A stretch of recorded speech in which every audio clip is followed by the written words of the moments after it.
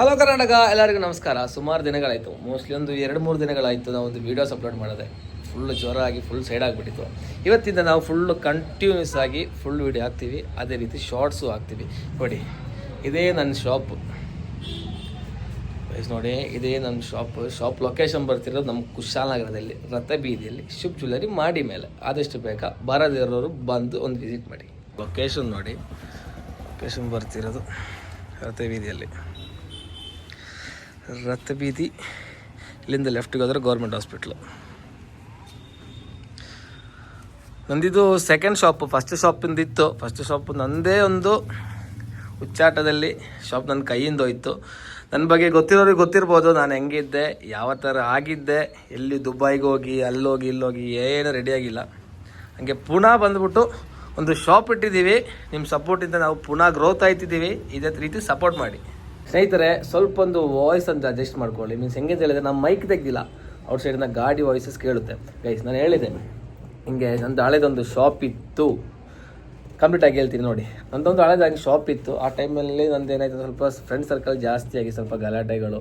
ಹುಡುಗರು ಗೊತ್ತಲ್ಲ, ಒಂದು ಏಜ್ ಬರೋವಾಗ ಗಲಾಟೆಗಳು, ಗಾಡಿ ಹುಚ್ಚು, ಗಾಡೀಲಿ ಸುತ್ತೋದು ಜಾಸ್ತಿ. ಹಂಗೇನಾಯಿತು ಅಂತ ಹೇಳಿದ್ರೆ, ಅಂಗಡಿಯಲ್ಲಿ ಕೂರದೆ ಒಂದು ಕಂಪ್ಲೀಟ್ ಸ್ವಲ್ಪ ಮನೆಯವರಿಗೆಲ್ಲ ಗೊತ್ತಾಗಿ ನನ್ನ ಇಲ್ಲಿಂದ ಎಲ್ಲಿಗೆ ಬರ್ಸಿದ್ರು, ದುಬೈಗೆ ಹೋಗಿ ಫಸ್ಟ್ ಟೈಮ್ ಏನು ಒಂದು ಮೆಥಡ್ ಇಲ್ಲ, ಏನೊಂದು ಪ್ಲ್ಯಾನ್ ಇಲ್ಲ, ಕೈಯಲ್ಲಿ ಜಸ್ಟ್ ಒಂದು 600 ದಿರಮ್ಸ್ ಇಟ್ಟುಬಿಟ್ಟು ಇಲ್ಲಿಂದ ನಾನು ಅಬುದಾಬಿಗೆ.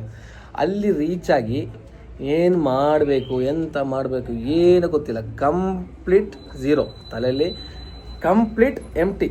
ಮೀನ್ಸ್ ಗೊತ್ತಿರ್ಬೋದು, ಫಸ್ಟ್ ಟೈಮ್ ಆಗಿ ದುಬೈಗೆ ವಿಸಿಟ್ ಹೋಗೋರಿಗೆ ಅಲ್ಲಿ ಫ್ರೆಂಡ್ಸ್ ಇಲ್ಲ, ಫ್ಯಾಮಿಲಿ ಇಲ್ಲ, ಯಾರು ಕರೀಲಿಕ್ಕೆ ಬರೋರಿಲ್ಲ, ರೂಮ್ ಇಲ್ಲ, ಹೆಂಗೆ ಆಗುತ್ತೆ, ಎಂತ ಮಾಡ್ತೀವಿ ಅಂತ ಹೋಗಿರೋರಿಗೆ ಗೊತ್ತಾಗ್ತದೆ. ಹಂಗೆ ನಾನು ಏನು ಮಾಡಿದೆ, ಫೈನಲಿ ಅಬುದಾಬಿ ಏರ್ಪೋರ್ಟಿಗೆ ರೀಚ್ ಆಗಿ, ಅಬುದಾಬಿ ಫಸ್ಟ್ ಟೈಮ್ ನಾನು ಹೋಗಿರೋದು ಅಬುದಾಬಿ. ಓಕೆ, ಅಲ್ಲಿ ನನ್ನ ಫ್ರೆಂಡ್ ನಮ್ಮೂರವನೊಬ್ಬ ಇದ್ದ, ಅವ್ನ ರೂಮಿಗೆ ಹೋಗಿ ಬ್ಯಾಗ್ ಇಟ್ಟುಬಿಟ್ಟು ಅಲ್ಲಿಂದ ಅಬುದಾಬಿಲಿ ಒಂದು ಮದೀನಾ ಝೈದ್ ಒಂದು ಪ್ಲೇಸ್ ಇದೆ. ಆಲ್ಮೋಸ್ಟ್ ನಮ್ಮದು ಕೂರ್ಗ್ ಹುಡುಗರು, ಕಾಸರಗೋಡು ಹುಡುಗರೆಲ್ಲ ಮೇಯ್ನ್ ಇರೋದು ಮದೀನಾ ಝೈದಲ್ಲಿ. ಹಂಗೆ ಅಲ್ಲಿ ಮದೀನಾ ಝೈದ್ ಮಾಲ್ ಹತ್ರ ಹೋಗಿ, ಅಂದರೆ ಪಳ್ಳಿಯಲ್ಲಿ ಹೋಗಿ ನಂದು ನಮಾಜೆಲ್ಲ ಮುಗಿಸಿ ಹೊರಗೆ ಕೂರುವಾಗ ನನ್ನ ಫ್ರೆಂಡ್ ಇನ್ನೊಬ್ಬ ಬಂದ. ಕರೆಕ್ಟ್ ನನಗೆ ಏನು ಪ್ಲ್ಯಾನ್ ಇಲ್ಲ ಗೈಸ್, ಕಂಪ್ಲೀಟ್ ಎಂಟಿ ಆಗಿದ್ದೀನಿ, ತಲೆಯಲ್ಲಿ ಏನು ಪ್ಲ್ಯಾನ್ಸ್ ಇಲ್ಲ, ಎಲ್ಲಿ ರೂಮ್, ಎಲ್ಲಿ ಮಲ್ಗೋದು, ಏನು ಗೊತ್ತಿದೆ ಟೈಮಲ್ಲಿ. ಕರೆಕ್ಟ್ ದೇವರು ನನ್ನ ಮುಂದೆ ಒಬ್ಬನ ಹೊಸ್ಕೋಟೆ ಅಫ್ಸಲ್ ಅಂತ ಹೇಳ್ಬಿಟ್ಟು ಅವನಿಗೆ ನನ್ನ ನೋಡಿ ಸಡನ್ ಆಗಿಬಿಟ್ಟು, ಯಾರಿಗೆ ಹೇಳೋದು ನಾನು ಅಲ್ಲಿ ರೀಚ್ ಆಗಿರೋದು. ಅವನಿಗೆ ನನ್ನ ಸಡನ್ ಅವ್ನ ಫ್ರೆಂಟಲ್ಲಿ ನನ್ನ ನೋಡಿ ಅವನಿಗೆ ಬೇಜಾರಾಗಿ ಅವ್ನು ನನಗೇನು ಮಾಡ್ದ, ಅವ್ನ ರೂಮಿಗೆ ಕರ್ಕೊಂಡೋಗಿ ಒಳ್ಳೆ ಫುಡ್ ಇಸ್ಕೊಟ್ಟು ಅವ್ನ ರೂಮಲ್ಲಿ ನನಗೆ ರೆಸ್ಟ್ ಮಾಡಲಿಕ್ಕೆ ಇಲ್ಲ. ಅಬುದಾಬಿ ಕತೆ ಹೇಳ್ಬೇಕಾದ್ರೆ ಸುಮಾರಿದೆ ಗೈಸ್. ಅಬುದಾಬಿಯಲ್ಲಿ ನಾನು ನಿಂತು ನನಗೆ ಏನು ಕೆಲಸ ಸಿಕ್ಕಿಲ್ಲ. ಅಲ್ಲಿ ನನಗೆ ಫ್ರೆಂಡ್ ಸರ್ಕಲು ಕಡಿಮೆ ಇದ್ದರು. ಊರಿಗೆ ರಿಟರ್ನ್ ಹೋಗೋ ಪರಿಸ್ಥಿತಿನೂ ಇಲ್ಲ. ಹಂಗೆ ಏನು ಮಾಡಿದೆ, ಒಂದು 15 ಡೇಸ್ ಗಂಟ ಅಬುದಾಬಿಲಿ ತಿರುಗಾಡಿ ಏನು ಪ್ಲ್ಯಾನ್ಸ್ ಇಲ್ಲದೆ, ಏನು ಕೆಲಸಗಳು ಸಿಗದೆ ನಾನೇನು ಮಾಡಿದೆ, ನನ್ನ ಫ್ರೆಂಡಿಗೆ ಒಬ್ಬನಿಗೆ ರಾಯಲ್ ಇದ್ಬಿಟ್ಟು ನನ್ನ ಫ್ರೆಂಡ್ ಒಬ್ಬ ಇದ್ದ. ಗೈಸ್, ನೀವು ನೋಡಿ, ನಾವು ಅಲ್ಲಿ ಅವರಿದ್ದಾರೆ, ಅಲ್ಲಿ ನನ್ನ ಕಸಿನ್ಸ್ ಇದ್ದಾರೆ, ಫ್ಯಾಮಿಲಿ ಇದ್ದಾರೆ ಅಂತ ಹೇಳ್ಬಿಟ್ಟು ನಾವು ಔಟ್ಸೈಡಿಗೆ ಹೋದರೆ ಯಾರು ಇರೋದಿಲ್ಲ.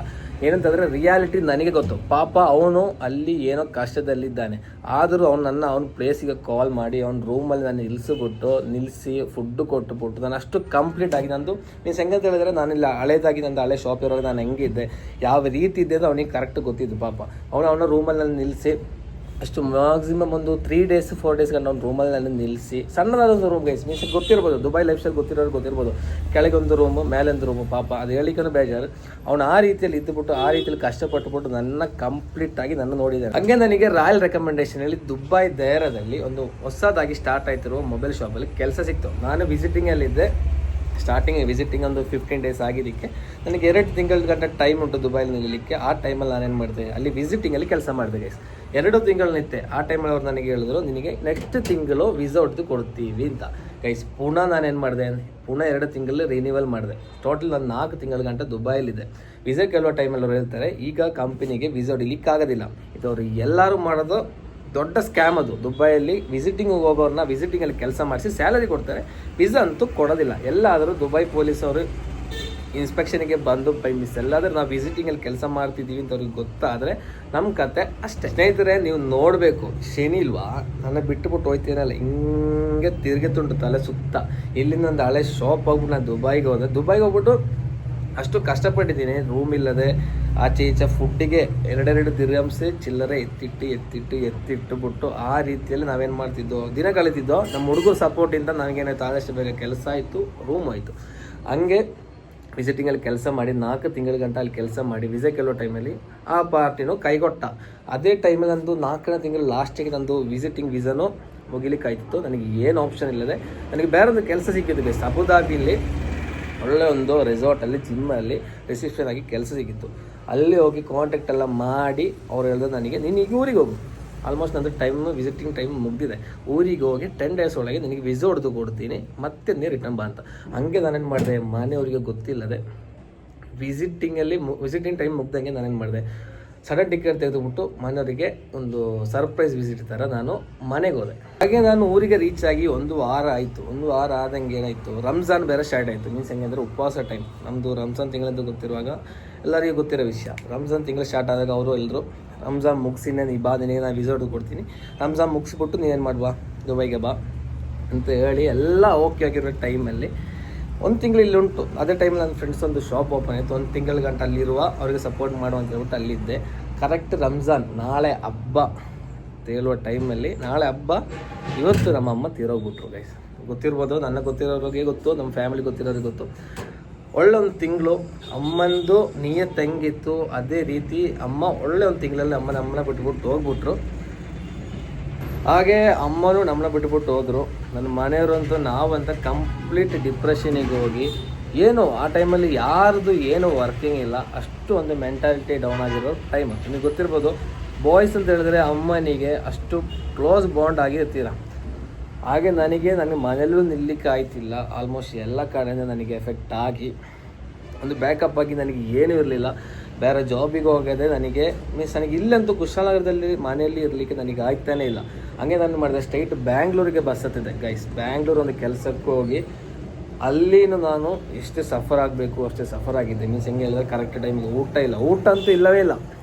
ಊಟ ಇಲ್ಲ, ಮೀನ್ಸ್ ನಾವು ಸ್ಟೇ ಆಗೋ ರೂಮಲ್ಲಿ ಬೆಡ್ಡಲ್ಲಿ ಮೂಟೆ ಗೊತ್ತಲ್ಲ, ಬ್ಯಾಂಗ್ಳೂರು ಇರೋರಿಗೆ ಗೊತ್ತು. ಮೂಟೆ ಫುಡ್ ಗಿಡ್ ಏನಿಲ್ಲದ ದೇವರ ಕಂಪ್ಲೀಟ್ ನಾ ಪುನಃ ಡಿಪ್ರೆಷನ್ಗಿಂತ ಫುಲ್ ಡಿಪ್ರೆಷನ್ ಹೋಗಿದೆ. ಹಂಗೆ ನನ್ನ A to Z ನನ್ನ ನೋಡಿ ಮನೆಯವರಿಗೆ ಫ್ಯಾಮಿಲಿಯವರಿಗೂ ಅಷ್ಟು ಬೇಜಾರಾಗಿ ನನ್ನ ಪುನಃ ಕುಶಾಲನಗರಕ್ಕೆ ಕರೆದ್ರು ಗೈಸ್. ಆ ಟೈಮಲ್ಲಂತೂ ನನಗೆ ಗೊತ್ತಿರುವಾಗ ನಾನು ಹೇಳ್ತೀನಿ, ನಮ್ದು ಎಷ್ಟೇ ಫ್ರೆಂಡ್ಶಿಪ್ ಆಗಲಿ ಯಾರು ಇದ್ದೀವಿ ಅಂತೇಳಿ ನಮ್ಮ ಫ್ಯಾಮಿಲಿ ಅಪ್ಪ ಅಮ್ಮ ಅವರು ನನ್ನ ಫ್ಯಾಮಿಲಿ ಅಲ್ಲ, ಅದು ಯಾರೂ ಇರೋದಿಲ್ಲ ಗೈಸ್. ಮೀನ್ಸ್ ಎಂತ ಹೇಳಿದ್ರೆ ನಾನು ಸಫರ್ ಮಾಡಿದ್ದೀನಿ, ಅಷ್ಟು ನಾನು ಲೈಫಲ್ಲಿ ಕಲ್ತು ಬಿಟ್ಟಿದ್ದೀನಿ. ನಮ್ಮದು ಅಮ್ಮಂದು ತಮ್ಮ ಅಪ್ಪ ಮತ್ತು ಫ್ಯಾಮಿಲಿಯಲ್ಲಿ ಇನ್ನೊಬ್ಬರು, ಈ 3 ಜನ ಮತ್ತು ಅಣ್ಣಂದಿರು, ಇಷ್ಟು ಜನ ಅಲ್ಲದೆ ನನಗೆ ಸಪೋರ್ಟ್ ಮಾಡಿದವರು ಯಾರೂ ಇಲ್ಲ ಗೈಸ್. ಏನಂತ ಹೇಳಿದ್ರೆ ನಾನು ತಿಳ್ಕೊಳ್ಳಿ, ನಾನು ಹೇಳ್ತಿರೋದು, ನಾನು ನಿಮ್ಮ ವಯಸ್ಸಿಗಿಂತ ಎಷ್ಟೋ ಸಣ್ಣವನಾಗಿರ್ತೀನಿ, ನಾನು ಹೇಳ್ತಿರೋದಲ್ಲ, ನನ್ನ ಲೈಫಲ್ಲಿ ನಾನು ಕಲ್ತಿರೋ ಪಾಠ. ಫ್ಯಾಮಿಲಿನ ಬಿಟ್ಟುಬಿಟ್ಟು, ತಂದೆ ತಾಯಿ ಅಣ್ಣ ತಮ್ಮಂದಿರನ್ನ ಬಿಟ್ಟುಬಿಟ್ಟು ಯಾವ ಕೆಲಸಕ್ಕೂ ನಿಲ್ಬೇಡಿ. ನಾವು ಕ್ಲಾಸಿಗೆ ನಾವು ಎಷ್ಟು ಕೆಸರಲ್ಲಿ ಬಿದ್ದುಬಿಟ್ಟು ನಮ್ಮ ಕೈ ಕೊಟ್ಟುಬಿಟ್ಟು ಎತ್ತವರಿದ್ದಾರೆ ಅವ್ರು ಮಾತ್ರ. ನೀವು ಥಿಂಕ್ ಮಾಡ್ತಿರ್ಬೋದು, ಇವನೇನಪ್ಪ ಇವನ ಕತೆಗಳೆಲ್ಲ ಬಂದುಬಿಟ್ಟು ಇಲ್ಲಿ ಹೇಳ್ತಿದ್ದಾನೆ ಅಂತ. ಕತೆಗಳೆಲ್ಲ ಗೈಸ್ ನಿಜವಾಗಿದ್ದು. ನಾನು ಮಾಡಿರುವ ತಪ್ಪು ನೀವು ಮಾಡಬೇಡಿ. ನಿಮ್ಮಿಂದ ನಿಮ್ಮ ಮನೆಯವರು ಕಷ್ಟಪಡಬಾರ್ದು, ಬೇಜಾರಾಗಬಾರ್ದು ಅಂತ ಒಂದು ಇದಕ್ಕೋಸ್ಕರ ಮಾತ್ರ ನಾನು ಹೇಳ್ತಿದ್ದೀನಿ. ನನಗೆ ಆದಂಗೆ ನನಗೆ ಬಂದಂಥ ಕಷ್ಟ ನಮ್ಮ ಶತ್ರುಗಳಿಗೂ ಬರಬಾರ್ದು ಗೈಸ್. ಸ್ನೇಹಿತರೆ, ಇದು ಕತೆ ಎಲ್ಲ ಇದು ಜೀವನ ಗೈಸ್. ಇದು ಕಂಟೆಂಟಿಗೋಸ್ಕರ ಮಾಡಿದಲ್ಲ, ನನ್ನದೊಂದು ಕತೆ ನಿಮಗೆ ಹೇಳ್ಬೇಕು ಅಂದ್ಬಿಟ್ಟು ನಿಮ್ಮ ಮುಂದೆ ಹೇಳಿದ್ದೀನಿ. ನಾ ಮಾಡಿರೋ ತಪ್ಪು ನೀವು ಮಾಡಬೇಡಿ. ತಂದೆ ತಾಯಿ ಇರುವ ಗಂಟ ಅವರ ಚೆನ್ನಾಗಿ ನೋಡ್ಕೊಳ್ಳಿ. ಅವರು ಕಳೆದೋಗಿದ ಮೇಲೆ ನಮಗೆ ಯಾರು ಇರೋದಿಲ್ಲ ಗೈಸ್. ರೀತಿ ನಿಮ್ಮ ಸಪೋರ್ಟಿಗೋಸ್ಕರ ನೀವು ಮಾಡಬೇಕಾಗಿರೋದು ಇಷ್ಟೇ. ನಮ್ಮ ಯೂಟ್ಯೂಬ್ ಚಾನಲ್ ಒಂದು ಸಬ್ಸ್ಕ್ರೈಬ್ ಮಾಡಿ, ಅದೇ ರೀತಿ ನಮ್ಮದು ಇನ್ಸ್ಟಾಗ್ರಾಮ್ ಪೇಜ್ ಒಂದು ಫಾಲೋ ಮಾಡಿ. ಆಗ ನೆಕ್ಸ್ಟ್ ವೀಡಿಯೋ ಆಗಿ ನಾವು ಪುನಃ ಬರ್ತೀವಿ. ಇದು ನಾನು ಒಂದು ಕಂಟೆಂಟಿಗೋಸ್ಕರ ಮಾಡಿದಲ್ಲ, ನನಗೆ ಹೇಳ್ಬೇಕು ಅಂತ ಹೇಳ್ಬಿಟ್ಟು ಸುಮಾರು ದಿನಗಳಿಂದ ನನ್ನ ಮನಸ್ಸಲ್ಲಿತ್ತು, ನಾನು ಹೇಳ್ಬಿಟ್ಟಿದ್ದೀನಿ. ಆಗ ನಿಮ್ಗೆ ಇಷ್ಟ ಆದರೆ ಒಂದು ಲೈಕ್ ಮಾಡಿ, ಶೇರ್ ಮಾಡಿ. ನೆಕ್ಸ್ಟ್ ವೀಡಿಯೋ ಆಗಿ ನಾವು ಪುನಃ ಬರ್ತೀವಿ. ಆಗ ನೀವು ಮಾಡಬೇಕಾಗಿರೋದು ಒಂದು ಸಬ್ಸ್ಕ್ರೈಬ್ ಅಷ್ಟೇ. ಆಗ